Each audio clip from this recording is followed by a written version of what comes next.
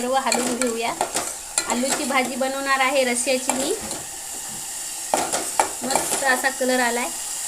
हे आलं लसण अद्रक आणि याची पेस्ट आहे। हे छान तेल सुटेपर्यंत मी भाजून घेतलेलं आहे। हे आलूचे पीस टाकणार आहे।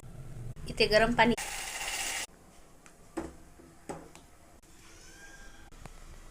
कशी वाटली भाजी? आलूची मस्त रस्सेदार भाजी। एक कमेंट टाकायला विसरू नका आणि लाईक करा, शेअर करा, कमेंट करा। Thank you.